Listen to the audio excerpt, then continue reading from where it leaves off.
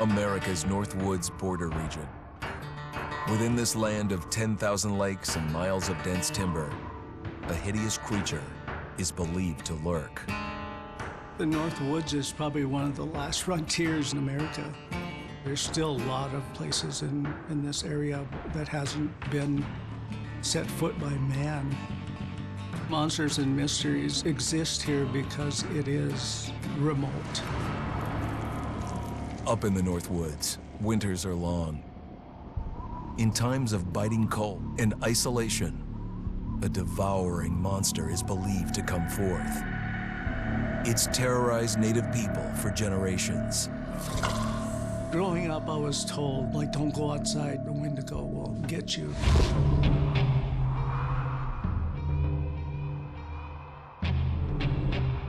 Among the traditions of the northern Algonquin tribes is the Wendigo, a monster that can seize hold of a person to carry out its hunger for human flesh. Many Native Americans fear even talking about this Wendigo, and even the mention of the name will let the Wendigo find out where you are, and it will open you up to be possessed by this Wendigo. The most famous case of a Wendigo possession took place in 1879 in the deep woods outside of Edmonton, Alberta. Swift Runner, a Cree Indian, was a trapper and a guide. He had left town the previous autumn with his wife, 6 children, and his mother. But when Swift Runner returned in spring, he was alone. Swift Runner came into a nearby village telling this heartbreaking tale. I had to watch them starve to death. Of his family being killed by starvation, and that he was the only survivor. My whole family gone. It wasn't hard to understand a family falling victim to a brutal winter. To even not. Yet something was suspicious about Swift Runner. He was a strapping man, and he came into town weighing over 200 pounds. It didn't look like somebody who had just weathered a terrible winter. He wasn't malnourished, didn't look like he was starving. He looked healthier than ever. After a few nights, it became clear that something was wrong. He started having night terrors, screaming in his sleep. I am the Wendigo! Villagers alerted the police. Swift Runner actually guided them back to his winter cabin. When they got there, that's when they saw the true horror.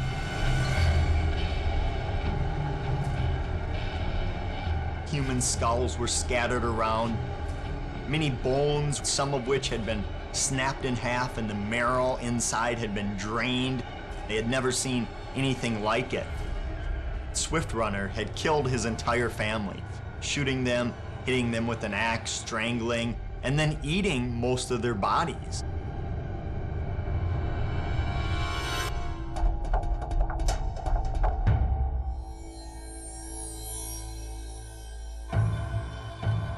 Right up until the moment the noose was on his neck, Swift Runner swore the evil spirit of the Wendigo had possessed him and twisted him into a cannibal killer. When he was on the gallows, Swift Runner himself said, "I am no longer a man."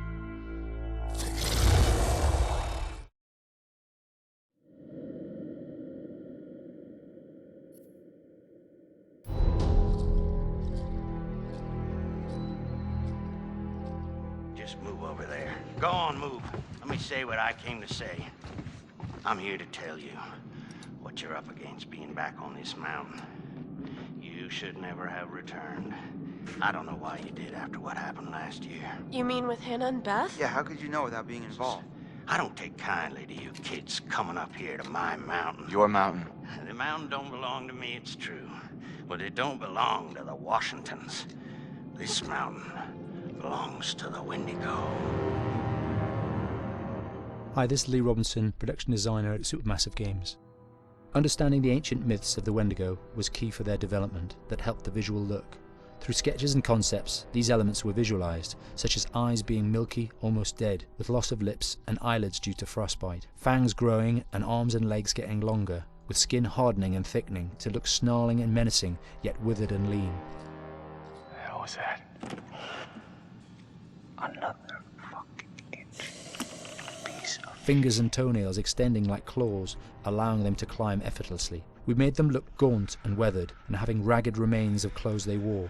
Blood-stained and rotten, with patches of hair still remaining, they retained strong skeletal limbs, which enable them to be agile and quick through the environment.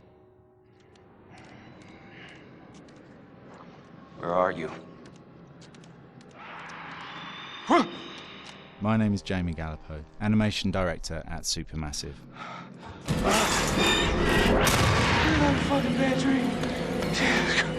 The overall direction on the creature was to be very strong, to be extremely fast. We wanted a spider-like movement to the creature. 1 minute scampering to leaping and then crawling, almost instantaneous.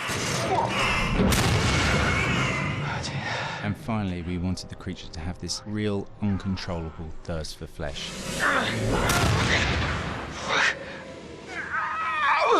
From a sound design perspective, the Wendigo is a real challenge. For the main vocalizations of the Wendigo, we used our own vocalizations, various different animals from the exotic to the farmyard, various plugins and processes to gel these sounds together and keep a human resonance behind that voice, telling the backstory of the Wendigo.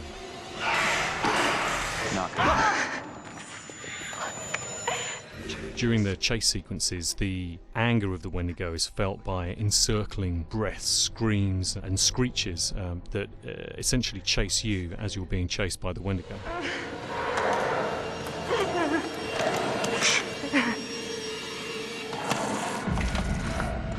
We would layer them up in a multitude of layers, sometimes 15, 20 sounds playing at the same time, to build up the vocalizations for this fearsome creature which is always in attack mode, hyperactive and chasing you throughout the game.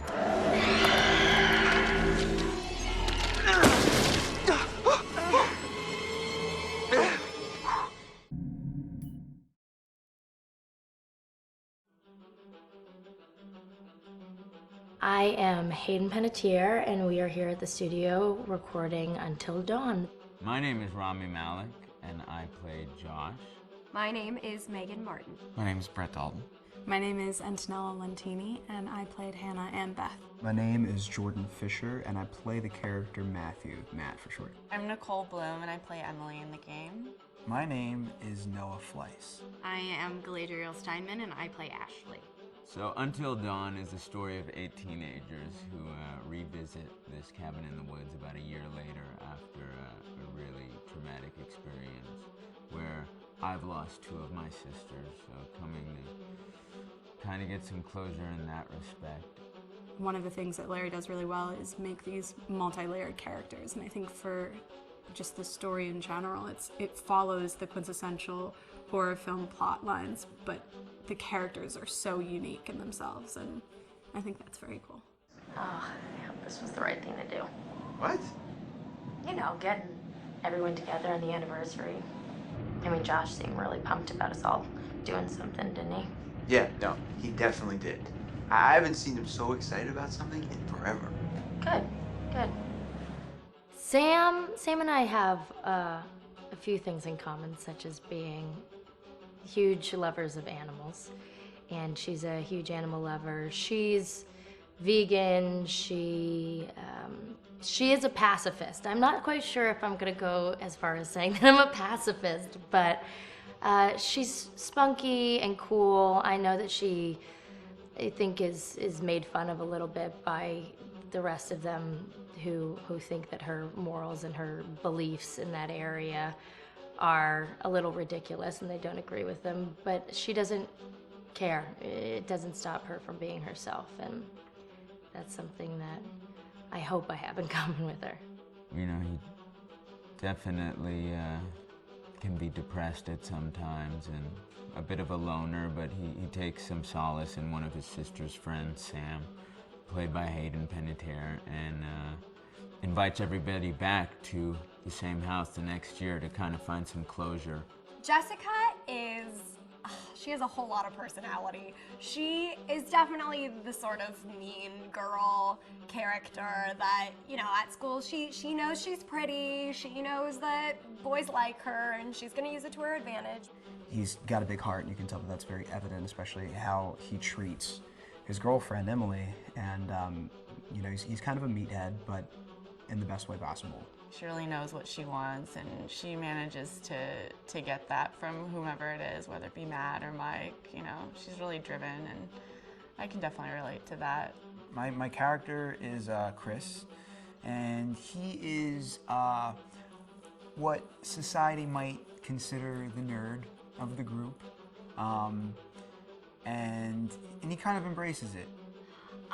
Ashley she's a little more serious than some of the other girls. She's definitely very intelligent and thoughtful. She kind of looks at the whole big picture of things. She's not quite as geeky as Chris, but they connect in a lot of ways. Mike is like big guy on campus. He's the class president who has some charm and has brain, and I don't know, people seem to like Mike. He gets away with a lot though. He can be kind of jerky. The fact that he really just kind of wants everyone to be happy, and he's a people pleaser, and I can definitely attest to being, you know, that guy. I'm always the friend that wants everybody to be happy and wants everybody to be taken care of, and that's definitely Matt. But also, like, this character is just so fun. I rarely get to play the bitch, and so it was really fun to do that. The spirit of things, seriously, what's wrong with you? Just trying to lighten the mood, Em. Don't be like that. Like what? The way you're being. You always get like this. I just think this is just the coolest thing to be a part of, and I just think it's going to take the world by storm. I really do. I think this genre is the wave of the future, and I think that once people see the potential behind it, of getting to interact with the drama that you're witnessing unfold in such a realistic way, that this is how entertainment's going to be from now on.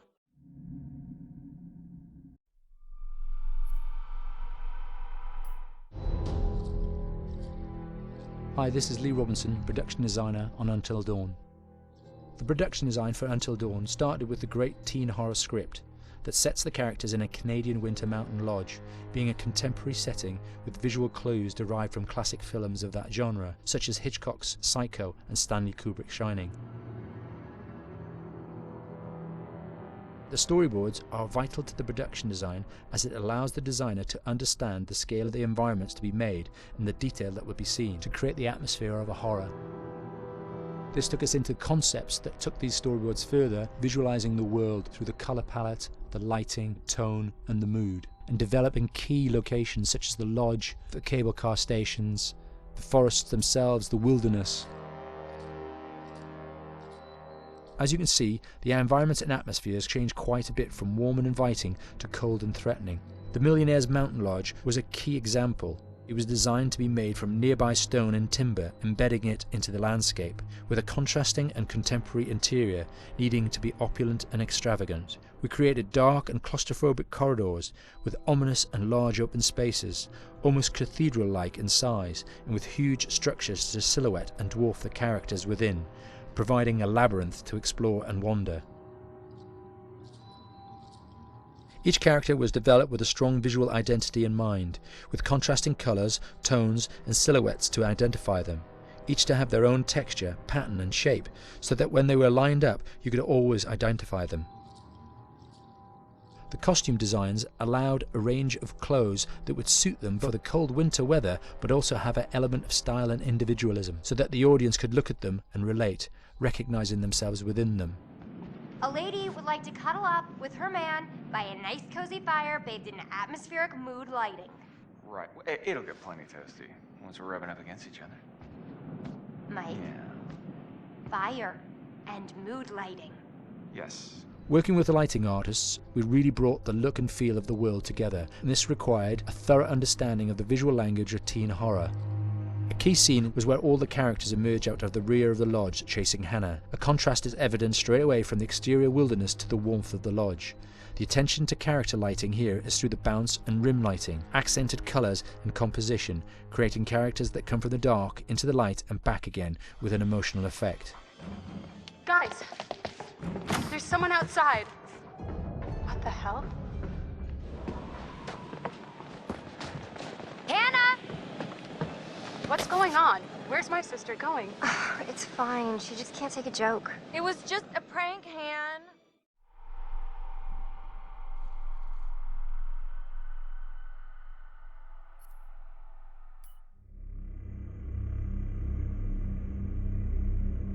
Until Dawn is a game that's full of horror, and one of the things we decided to do early on was to take a scientific approach to how scary it was.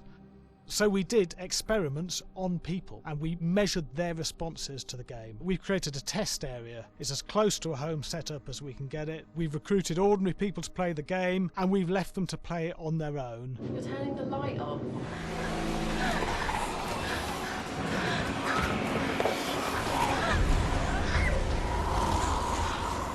The only difference is it's rigged with cameras and microphones that relay the data through to the next room where people are watching them play.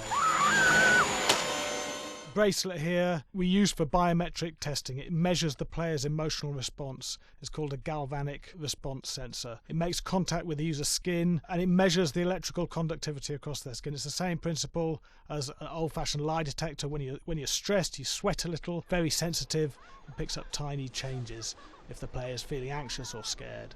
That data's fed back to a testing team, comes through as a graph. I'm so sorry.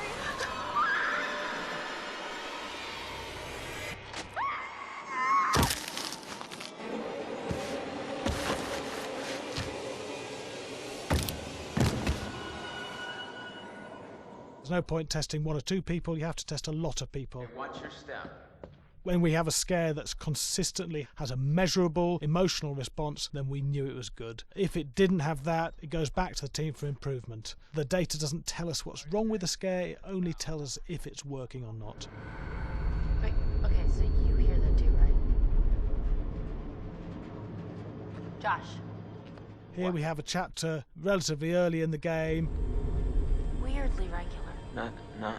Nothing regular about it. We have to create tension and anxiety in the player so they are ready to receive the scare.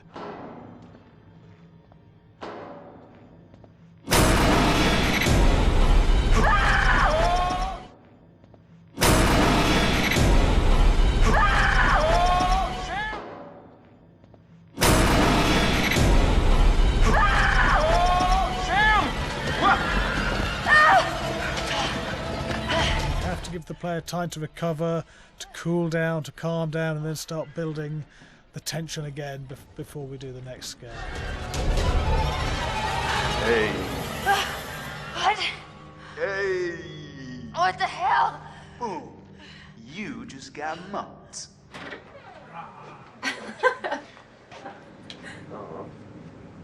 Yeah, I have such an adrenaline high from that game. There's two things we found. One is we could look at the scares, analyse if our expected scares were working effectively. Were people shrieking and covering their hands, or were they getting an emotional response from it? And being scientific about it means that we strip out people's opinions about whether things are working or not. We've got data, and we look at the data. If it's working, we're happy with it. Really scary.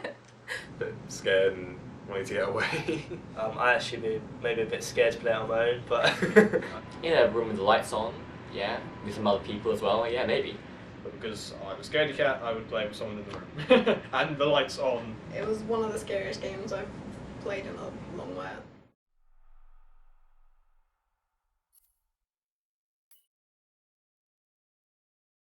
Hi, Larry. Hey, Graham. Hi, my name is Graham Resnick. I'm a filmmaker, writer, director, sound designer, and I started working with Larry Fessenden about 10-15 years ago through my friend Ty West, who I grew up with, and have done a lot of sound design with on his films. And he was producing Ty's films at the time, and Ty introduced me to Larry. Larry produced my first feature, and we've written together on several projects. My name is Larry Fessenden. I'm a filmmaker. I run Glass Eye Picks, which is an independent production company out of New York. We make indie movies, a lot of scary movies as well. I got a call to audition to write this video game. And I called my pal Graham Resnick because Graham is a gamer. And while I thought I could offer something to the idea of writing this multi-branching story, I knew that I would want Graham's expertise as a lover of gameplay, since I guess games were started. So and just as a lover. And as a lover, yes. Which is why there's so many sex jokes in the game. There was one Italian website that did say the Larry that's Fessenden right. and Graham Resnick, the two lovers behind Until Dawn. Come here. Maybe I know how to handle you too. I am definitely ready to be handled. So I wanted Graham by my side. Yeah, and we got the gig, and it's been an amazing ride. Oh, hell yeah. Oh my god, she's taking her shirt off. What? Oh my god. Matt, what are you doing here? Hannah. I'm sorry, Hannah. This all got Don't out of hand, just but... So in the game, the basic setup is that a year prior to the game's start, all these kids had gone up to a ski lodge that was owned by the parents of one of the kids, or a couple of the kids, and some of the teenagers played a prank on some of the other teenagers, and the terrible tragedy occurred when a few of them, two sisters, ran out into a blizzard, and were never seen from again.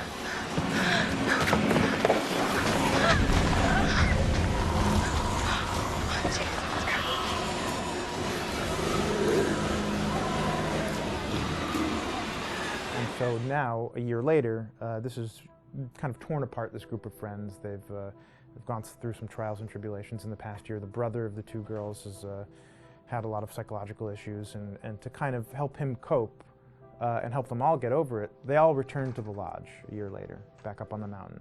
And the idea is to get over it, but... the healing does not begin. Yeah, and these kids are all trying to find themselves.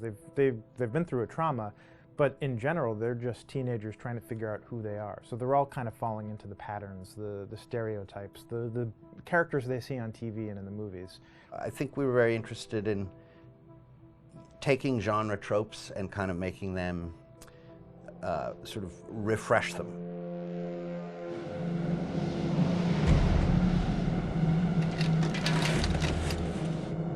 Hey, did you see that? Dad said it'd just be us this weekend. We're familiar with how slasher movies work. Most people have seen some horror movies, and we have established notions and preconceptions about the roles of the players in horror movies and how they talk and how they get killed and how they have sex. And to bring you into the game that way and then subvert a lot of those expectations was kind of our goal. They're haunted by some incident that happened in their past, which I think you pretty much figure out that that's going to have a role in their interaction.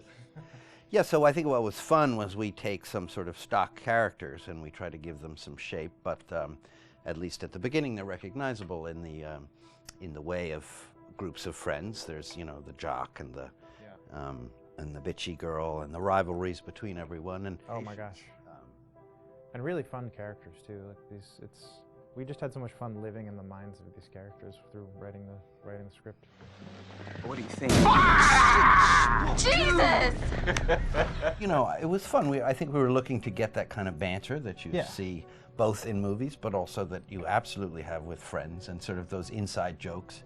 And of course, as writers and as friends ourselves, we sort of developed little tracks, and we try to give the characters that kind of vibe.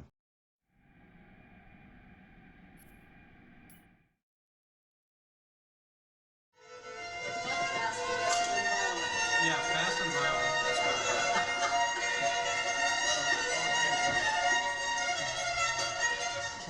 All right, from the top.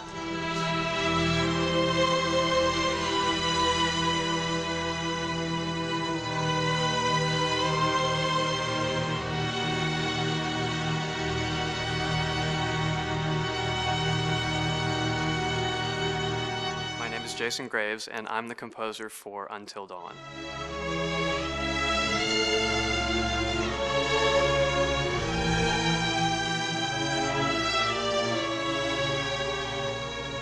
I've been involved with Until Dawn for about a year now.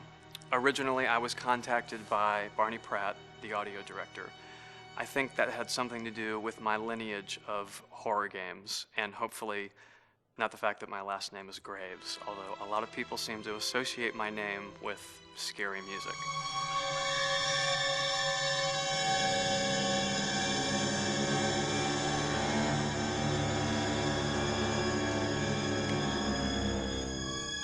One of the things that was really exciting about working with Barney and the team at Supermassive is they really wanted something unique for the music. They wanted the music to stand out and be a character on its own in the game.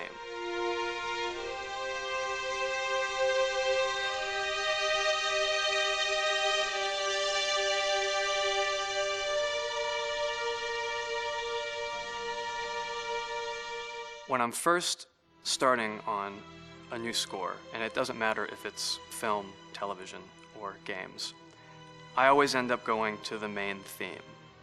Sometimes the developer or producer isn't even necessarily interested in the main theme at the beginning. I just want to do it for myself, because for me, the main theme is the identity of the game. It establishes the mood, the atmosphere, and the character of the music, and how it's going to be playing in the background. And that's what we did with Until Dawn. That was actually my demo pitch to Supermassive Games. I put a main theme together, recorded all the instruments at my studio, and sent it to them.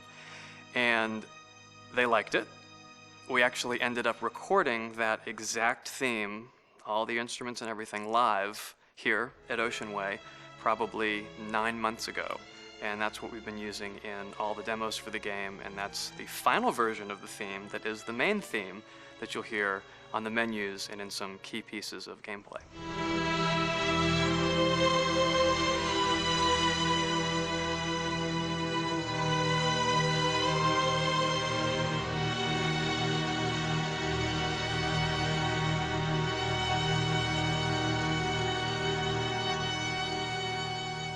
I seem to have made a name for myself in horror. And there's something about scary music, I think it's maybe the lack of rules. The biggest rule in scary music is there are no rules, so you can do anything you want, and actually, if you end up doing things that don't feel like they would work out together, they kind of clash, and it ends up being even more effective for scary music.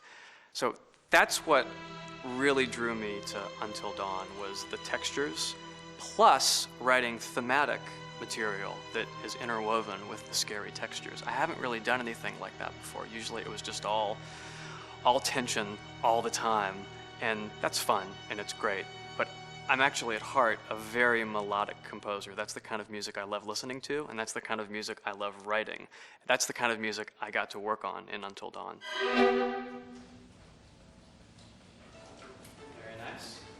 Same thing.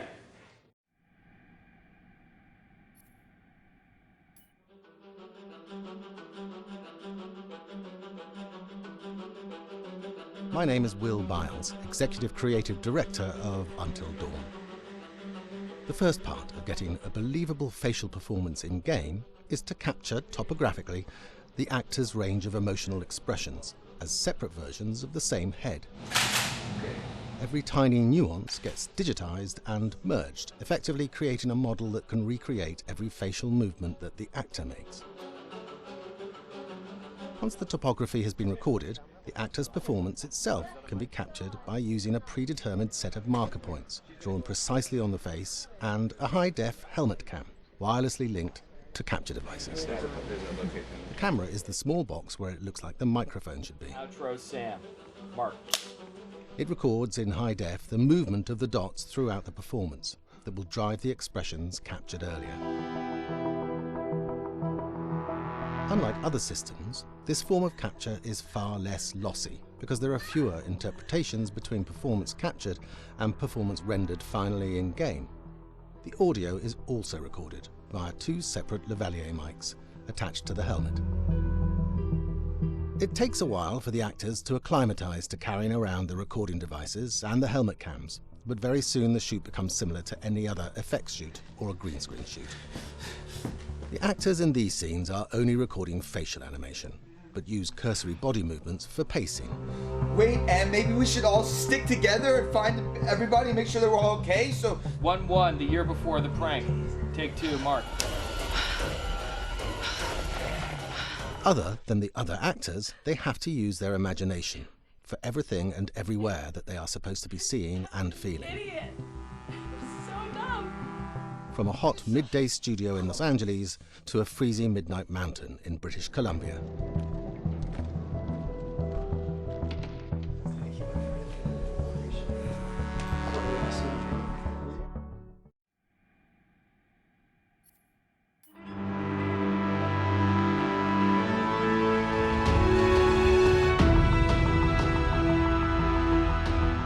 Because Until Dawn has a dynamic, ever-changing story, the facial performances and the body performances are recorded separately, with different systems.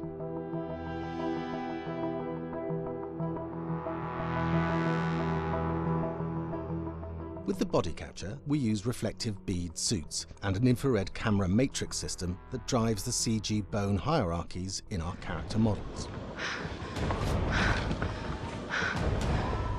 These performances cover everything from character locomotion, scene-specific performances and stunt work, most of which was recorded at studios in Pinewood and Shepperton, near London. Hannah! Hello? Combining all the elements seamlessly in the final game becomes a formidable editing and logistical task. Every variation, both physical and emotional, must be combined in these multi-edits. Scaffolding props have to stand in for the sets, because the hundreds of infrared cameras have to be able to see all of the reflective beads on the actor.